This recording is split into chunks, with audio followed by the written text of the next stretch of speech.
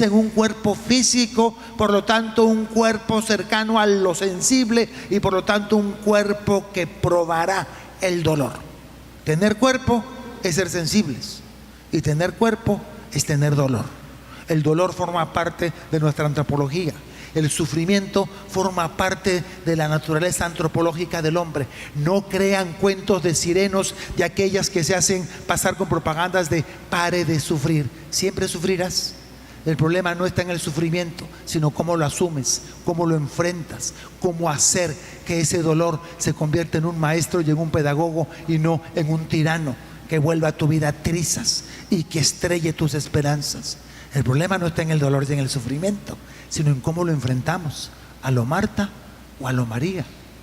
Marta se incorporó de su dolor y salió corriendo al encuentro de Jesús. Le tenía mucha confianza y apenas lo vio, se la cantó, se la soltó.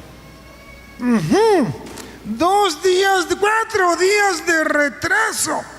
Señor, si hubieras estado aquí, mi hermano no hubiera muerto. Y hoy todavía han pasado 20 siglos y cuando se nos muere alguien, Señor, si hubieras estado aquí, mi abuelita no hubiera muerto.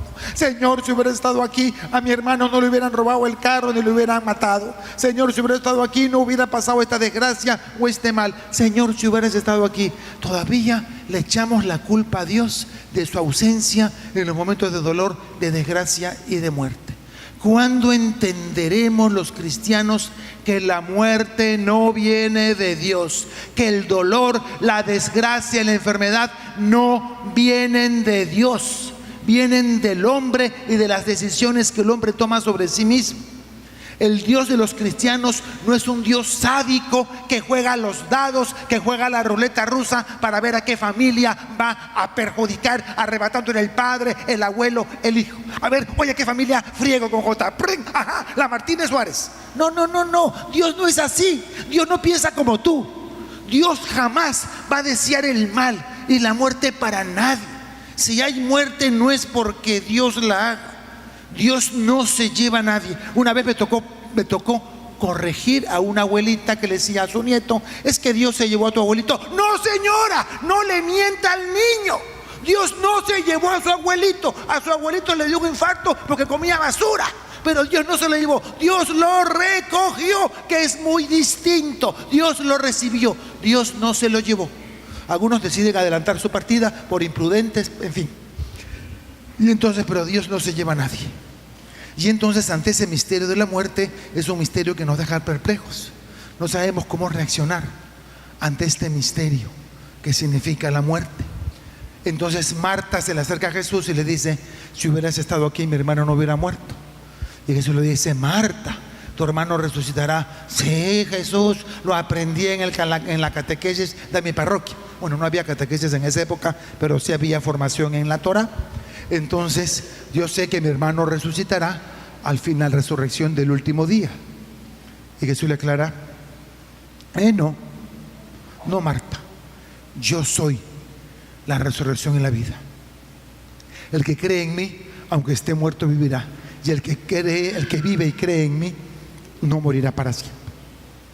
¿Crees esto? Y es aquí donde pone a Marta en una situación especialísima. Marta tiene que tomar una decisión. ¿Crees esto? Y es aquí donde Marta da ese brinco de audacia, esa profesión de fe capaz de desatar las manos de Dios y hacer que el milagro se desencadene.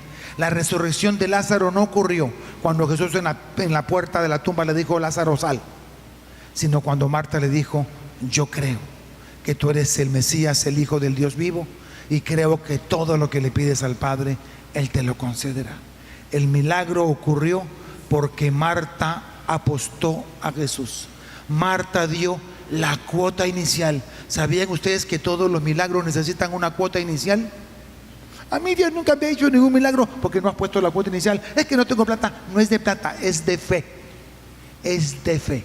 Se necesita alguien que apueste su fe, alguien que crea, alguien que se atreva a creer. Por eso Jesucristo decía: si no son como los niños, no entrarán en el reino de los cielos. Tú agarras a un niño de 4 años, lo colocas en un muro y le dices: tírate, y el peladito se tira con los ojos cerrados. Pero si agarras al pelado de 14 años, tírate, ajá, para que te muevas y me rompa la jeta. Ah, no. Por eso es que hay que tener la fe de un niño, porque los niños son crédulos, los niños creen. Y nosotros, cuando vamos creciendo, vamos endureciéndonos, vamos volviéndonos egoístas y nos cerramos a la fe. Marta creyó. Jesús se acerca a la tumba y dice que se emocionó, que lloró.